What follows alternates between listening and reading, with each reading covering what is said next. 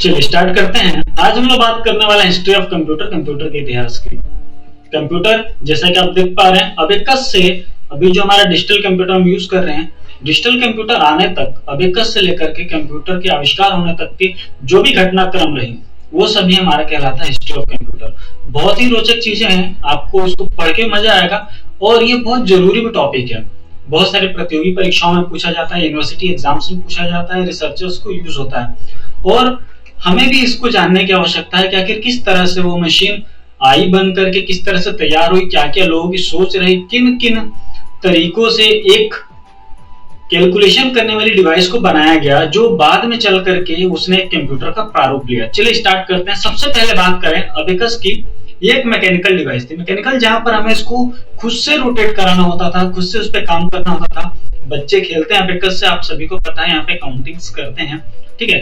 तो computer actually word जो है ना, कंप्यूटर पहले क्या था, कंप्यूटर एक रूम हुआ करता था जहां पर जो साइंटिस्ट हैं, जो मैथमेटिशियंस हैं, हायर मैथमेटिक्स जो जानते हैं, उनको वहां पर बिठाया जाता था कैलकुलेशन करने के लिए। वहीं से ये वर्ड आया है कंप्यूट का। कंप्यूट का मतलब होता है गणनाएं करना। तो जो डिवाइस गणनाओं को करती है तो उसको कंप्यूटर बोलते हैं, करता है सारी गणनाएं, कैलकुलेशंस, उसको कंप्यूटर रूम कहा जाता था।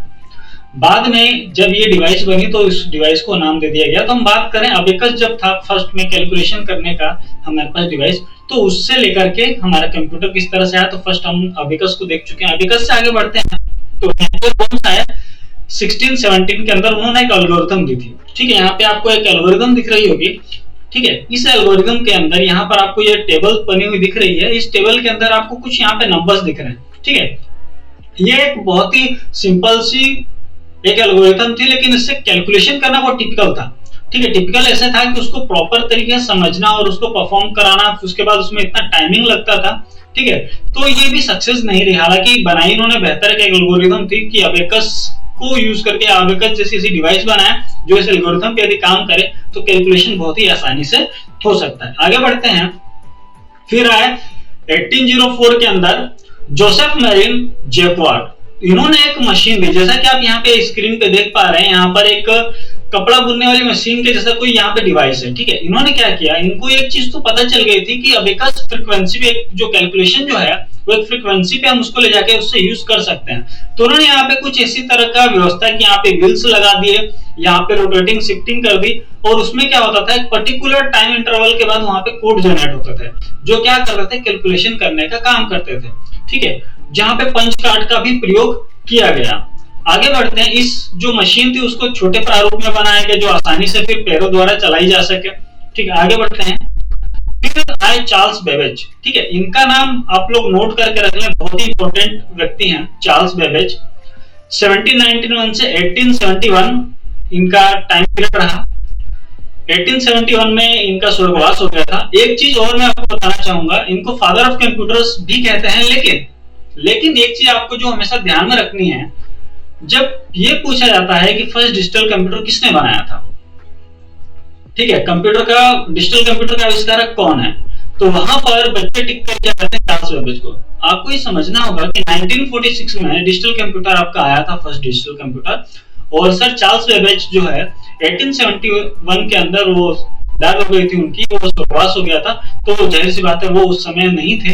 तो डिजिटल कंप्यूटर के अगर हम मामले में बात करें तो चार्ल्स बेबेज का नाम नहीं आएगा। आगे डिस्कस करेंगे किसका नाम आएगा और क्यों आएगा, ठीक है। चार्ल्स बेबेज को फादर ऑफ कंप्यूटर, कंप्यूटर का जनक कहते हैं। ये आप लोग जरूर नोट करके रखें क्योंकि ये प्रश्न कई बार पूछा गया है। आगे बढ़ते हैं। तो चार्ल्स बेबेज ने क्या किया, एक इंजन बनाया था, ठीक है। यहाँ पे जैसे कि आप देख पा रहे हैं, यहाँ पे जैसा कि आप देख पा रहे हैं, यहाँ पे एक इंजन बना हुआ है यहाँ पे, ठीक है। इसके अंदर क्या है, यहाँ पे कुछ नंबर्स लिखे हुए। इसी तरह के कई सारे इंजन यहाँ पे लगे हुए हैं। ये भी सेम फ्रीक्वेंसी पे काम करते थे। मैकेनिकल है मतलब हम उसको एनर्जी खुद से देते हैं, रोटेट कराते हैं और उसके द्वारा हम कैलकुलेशंस को परफॉर्म करते हैं। जैसे कि आपका नंबर लॉक सिस्टम होता है, इसी तरह से यहाँ पे व्हील्स होते थे, उनको आप रोटेट करते थे। पर्टिकुलर फ्रीक्वेंसी के बाद नंबर अरेंज जब होते थे तो उससे यहाँ पे कैलकुलेशन को परफॉर्म कराया जाता था, ठीक है। और यहीं से एक आइडिया लगा कंप्यूटर को बनाने का, जो हमारा इलेक्ट्रॉनिक कंप्यूटर है उसको बनाने का आइडिया यहीं से था कि जब हम इस तरह से फ्रीक्वेंसी को रोटेट करके काम कर सकते हैं, ठीक है, तो वही आगे चलकर जब हम इलेक्ट्रॉनिक डिवाइस बनाएंगे तो वहां पर इसको यूज करने वाले हैं। चलिए आगे बढ़ते हैं। ठीक है, आगे उन्होंने क्या किया, चार्ल्स बेबेज ने एक एनालिटिक इंजन यहाँ पे बनाया, जैसे कि आप यहाँ पे देख पा रहे हैं, इतना बड़ा एक इंजन और छोटे छोटे इंजन से सबको मिलाकर के यहाँ पे एक बहुत बड़ा इंजन बनाया गया, जो क्या काम करता था, कैलकुलेशंस को करने का काम करता था। ठीक है, आगे बढ़ते हैं। चार्ल्स बेबेज के बाद बात करें तो एक आया हरमन हेलोड्रिथ। इन्होंने क्या किया, इन्होंने उस डिवाइस को लेकर के थोड़े कुछ एक्सपेरिमेंट किए और कुछ निडल्स के साथ में एक ऐसी मशीन बनाए जिसपे पेपर और पंच कार्ड लगा करके हम लोग टेबुलेशन परफॉर्म करा सकते थे। यहाँ पे वो मशीन है, यहाँ पे आप ऊपर देख पा रहे हैं बहुत सारे निडल्स लगे हुए हैं जो अलग अलग यहाँ पे फ्रीक्वेंसी को रीड करती हैं। साथ ही साथ यहाँ पे इनपुट आउटपुट देने की मेथड भी मैकेनिकल थी, व्यक्ति खुद से जो है यहाँ पर इनपुट देता था और उसका आउटपुट कैलकुलेट करता था। ये पूरी तरह से एक मैकेनिकल डिवाइस थी। आगे बढ़ते हैं। इसके बाद आया हमारा 1930 एनाफोर्ड बैरी कंप्यूटर।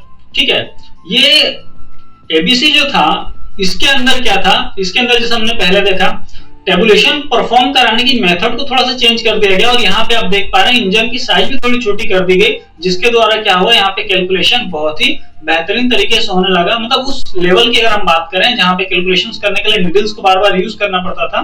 ठीक है, यहाँ पर आप उस पर्टिकुलर सेक्शन के अंदर आपको अलग अलग से सारे निडल्स के रीडिंग लेने की आवश्यकता नहीं होती, एक ही जगह आपको रीडिंग मिल जाती थी। आगे बढ़ते हैं। 1943 के अंदर एक इलेक्ट्रॉनिक डिवाइस, अच्छा यहाँ पर भी इलेक्ट्रॉनिक कंप्यूटर आ चुका है हमारे पास, अभी तो ये चला था मैकेनिकल था। यहाँ पर हम बात करें, यहाँ पे हमारे पास इलेक्ट्रॉनिक कंप्यूटर्स आ चुके हैं। ठीक है, यहाँ पे जो डिवाइसेस दिख रही हैं सेम उसी कैलकुलेशन पे काम करती हैं। अच्छा, अभी भी इनके पास इनपुट डिवाइस अलग से कुछ नहीं है, यहाँ पे इनपुट भी खुद ही दे रहे हैं, आउटपुट भी खुद ही ले रहे हैं। इनपुट आउटपुट डिवाइस जैसा अभी इनके पास कुछ नहीं है। ठीक है, 1943 की हम बात करें, यहाँ पे एक इलेक्ट्रॉनिक सर्किट तो बनाया जा चुका है जो उस पर्टिकुलर उन मेथड्स को यूज कर रहा है जो चार्ल्स बेबेज ने दी थी, उन फ्रीक्वेंसीज को यूज कर रहा है जो चार्ल्स बेबेज ने बताई थी। उनके अनुसार यहाँ पे इलेक्ट्रॉनिक डिवाइस तो बना ली गई है, लेकिन इलेक्ट्रॉनिक डिवाइस में इनपुट आउटपुट देने के लिए अलग से कोई डिवाइस नहीं है। यहाँ पर भी इनपुट आउटपुट जो है रीड अलग से ही किया जाता है, उसके लिए अलग अलग मशीनों का प्रयोग किया जा रहा है। ठीक है, आगे बढ़ते हैं। और ईयर 1946 को नोट करके स्टार बना के रख लीजिए, नाम है ENIAC, electronic numerical integrator and computer. ठीक है, ये हमारा था फर्स्ट इलेक्ट्रॉनिक कंप्यूटर। यहाँ पे जो बड़ा सा गोडाउन आपको दिख रहा है, एक्चुअली गोडाउन नहीं, ये पूरा का पूरा कंप्यूटर है। यहाँ पे जो छोटे छोटे आपको बोर्ड दिख रहे हैं, छोटे नहीं है, काफी बड़े हैं, और ये जो केबल्स दिख रही हैं, ये हर एक बोर्ड अपने आप में एक एक डिवाइस है। और इस पर्टिकुलर ये जो सिस्टम बना है, इस पूरे ये जो गोडाउन है, इस गोडाउन का ही नाम था एनिक। मतलब ये पूरा पूरा गोडाउन एक कंप्यूटर है और उस कंप्यूटर का नाम है एनिक। यहाँ पे इनपुट आउटपुट देने के लिए यहाँ पे जो आपको वायर दिख रहे हैं अलग अलग से, इनको प्लग इन और प्लग आउट करते थे और इससे वो क्या होता था, इनपुट जाता था और आउटपुट हम लेते थे। इसके अंदर अगर हम मेजर पार्ट की बात करें, मुख्य जो उसकी डिवाइस थी अगर उसकी हम बात करें, तो यहाँ पे वैक्यूम ट्यूब का प्रयोग किया गया था। ठीक है, ये बात करें 1946 में फर्स्ट आपका इलेक्ट्रॉनिक कंप्यूटर जो था 1946 में आया था और उसका नाम था एनिक। इसको नोट करके रख लेना अलग से, ये बहुत सारी प्रतियोगी परीक्षाओं में पूछा जाता है, यूनिवर्सिटी एग्जाम में भी पूछा जाता है। अब प्रोग्रामिंग की बात करें, जैसा कि हमने पहले बात की थी, यहाँ पे प्रोग्रामिंग करने के लिए क्या होता था, यहाँ पे आपको अलग अलग स्विचेस दिख रहे हैं। ठीक है, यहाँ पे बहुत सारे वायर हैं, यहाँ पे एक मैडम है, यहाँ पे एक और मैडम है। ये लोग क्या करते थे, यहाँ पे प्लग इन प्लग आउट, जरूरी नहीं है कि मैडम ही हो, वहाँ पे कोई भी हो सकता था। प्लग इन प्लग आउट करने के लिए यहाँ पे व्यवस्था दे रखी है। ठीक है, जहां इनपुट देना है वहां पे प्लग इन कर देते थे और जहां से आउटपुट लेना है वहां पे प्लग लगा करके अलग से रीडिंग्स को निकाल लिया जाता था, फिर दूसरी किसी डिवाइस पे ले जाकर के उसको रीड किया जाता था। तो इस तरह से एनिक के अंदर प्रोग्रामिंग की जाती थी। अभी तो क्या आप कीबोर्ड पे फटाफट टाइप करते हैं, कोडिंग आ जाती है, इंटर मारते हैं, रन हो जाता है। लेकिन उस समय एनिक के समय में ये काम बहुत टिपिकल था, इनपुट देना, उससे आउटपुट लेना। ठीक है, बहुत ही लेंथी प्रोसेस थी वो। आगे बढ़ते हैं। एक नाम इसको आप नोट करके रख लें, जॉन नेमोनन। ठीक है, इन्होंने क्या किया था, इन्होंने फर्स्ट टाइम पर एक मेमोरी इंट्रोड्यूस कराई थी जिसका नाम था प्राइमरी मेमोरी। ठीक है, इसके पहले मेमोरी नहीं थी, सिस्टम से आप आउटपुट लेते थे, स्टोर नहीं करा सकते थे, और उसके अंदर भी सिस्टम के अंदर भी आपकी रीडिंग नहीं रुकती थी, परफॉर्म नहीं होती थी, उसको तो आप कैलकुलेशन रीडिंग करते थे। लेकिन एनिक के अंदर यहाँ पे एक डिवाइस यूज कराई गई, मेमोरी डिवाइस, जिसका नाम था प्राइमरी मेमोरी, और इसका श्रेय जाता है जॉन वॉन नेमोनन को। ठीक, तो यहाँ पर हमारा हिस्ट्री ऑफ कंप्यूटर कंप्लीट हो जाता है यदि हम बात करें शुरुआत से। ठीक है, तो यहाँ पे चीजें हमने अबेकस से स्टार्ट किया था। अबेकस के बाद में हमारे पास नेपियर बोन्स का एल्गोरिथम आया था। एल्गोरिथम के बाद में हमारे पास क्लॉक मशीन आई थी जहां पर वहां पे रीडिंग्स को लिया जा रहा था। फिर चार्ल्स बेबेज आया, उन्होंने अपना एक इंजन दिया, और ये बहुत इंपॉर्टेंट चीज है, इसी इंजन की जो थ्योरी थी उसको यूज करके बाद में हमारा डिजिटल कंप्यूटर, इलेक्ट्रॉनिक कंप्यूटर बना था, जिसके लिए चार्ल्स बेबेज को हम फादर ऑफ कंप्यूटर भी कहते हैं, उसको हमें ध्यान रखना है। आगे बढ़ते हैं तो यहाँ पर टेबुलेशन मशीन आई थी, उसके बाद एबीसी आया हमारा, उसके बाद इलेक्ट्रॉनिक डिवाइसेस अलग अलग सर्किट्स बन गए थे, और उसके बाद हमारा आया एनिक। तो ये हमारा हिस्ट्री ऑफ कंप्यूटर यहाँ पे कंप्लीट होता है कि अबेकस से हमारा जो इलेक्ट्रॉनिक कंप्यूटर है उसको बनने की पूरी प्रोसेस यहाँ पर आ चुकी है। ठीक है, एक चीज जो आपको ध्यान रखनी है हमेशा वो ये है कि हिस्ट्री ऑफ कंप्यूटर एक अलग टॉपिक है और जनरेशन ऑफ कंप्यूटर एक अलग चीज है। कंप्यूटर जो हमारा फर्स्ट इलेक्ट्रॉनिक कंप्यूटर एनिक जो हमारा बना था, उसके पहले की जितनी थ्योरी है, कैसे वो बना, जिसको भी हमने समझा है, ये हिस्ट्री ऑफ कंप्यूटर है, कंप्यूटर का इतिहास है। लेकिन जनरेशन ऑफ कंप्यूटर, ठीक है, कंप्यूटर की पीढ़ियां, वो जब फर्स्ट कंप्यूटर बन गया था उससे लेकर के अब तक जो परिवर्तन हुए उनको अलग अलग खंडों में अलग अलग समय बांटा गया है, जिसको हम कहते हैं जनरेशन ऑफ कंप्यूटर। वो एक अलग टॉपिक है। तो अब इसके बाद जो है नेक्स्ट क्लास में हम लोग समझेंगे जनरेशन ऑफ कंप्यूटर की। एनिक बनने के बाद से आज जो हमारे स्मार्टफोन, जो स्मार्ट कंप्यूटर, सुपर कंप्यूटर हम लोग यूज कर रहे हैं, उसको बनने में किस किस स्टेप में वो प्रोसेस, किस किस स्टेप में वो विकास का क्रम आया, ये हमारा कहलाता है जनरेशन। ठीक है, आज के लिए थैंक्स फॉर द वॉचिंग। जय हिंद।